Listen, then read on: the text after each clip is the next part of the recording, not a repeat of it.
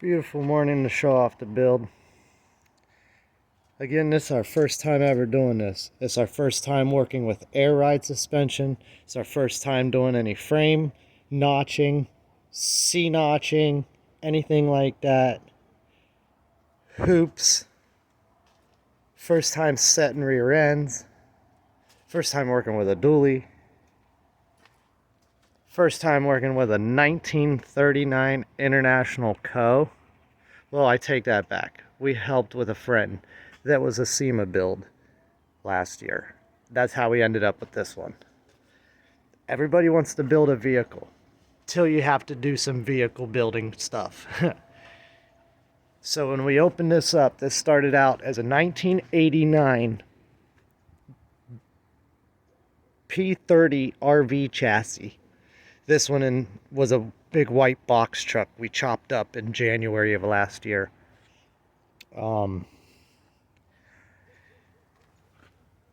Watts link, parallel 4-link,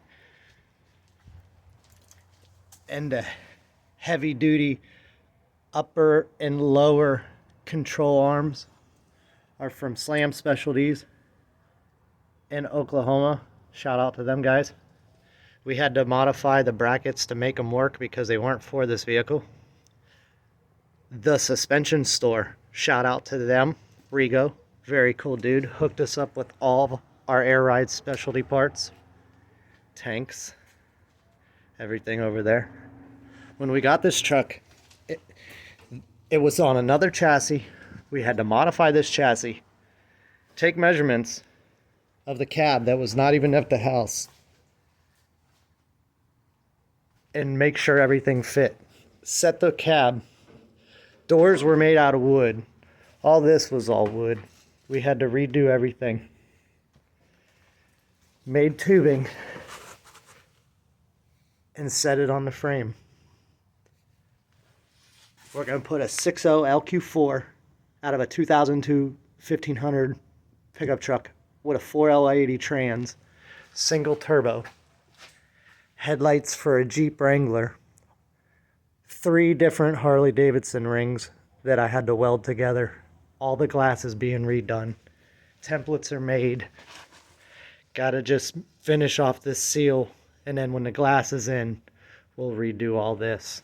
I got all the original seals and the glass glue, and then brakes I had to modify with a little brake booster. Come off of here and you press the brakes here and push the cylinder. Steering is going to go here, 3/4 inch double D to a swivel to a 3/4 double D 90-degree bevel gearbox to, instead of this gearbox, all this old school stuff, we're going to a 2008 GM rack and pinion. And then we're going to come off with a 1-inch double D to a 3/4 inch double D swivel to that 90-degree gearbox that I mentioned. And that's how we're going to have our steering on these. Because on these, you sit in front of the steering wheel, or you sit in front of the wheels. So today's goal is to get this frame set a little nicer and finalize all this trim on this door. And then once we do this door, we'll do that door. Suicide door. These will look cool. I'll show you this real quick. Oh, the seat's in. The gauge cluster. Special shout out to Elvis for hooking us up with the nice restored gauge cluster. Totally awesome. Wheel's gonna get replaced to a nice mahogany wheel. Still gonna kind of keep the billet look going on there. Just put the little mirror in.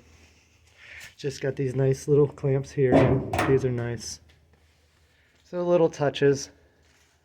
Really not a whole lot more to go on this thing. And got to rip it all back apart again, but it is what it is. It's part of the build. You know, that's the truck. It's coming along. Where's these little things I wanted to show you? These are our door limiting straps. We figured we would have some nice ones. So we're going to have these guys right there. for our door limiting straps. Oh yeah, definitely cool. For sure it's cool. Definitely. Yeah. Either you like it or you don't. It's not everybody's cup of tea. It's going to be on pop locks, push to start. All the modern things that the like cars have nowadays. But no AC, no radio. Still, this is going to be our AC. Crank it for our windows to pop out. It'll be cool.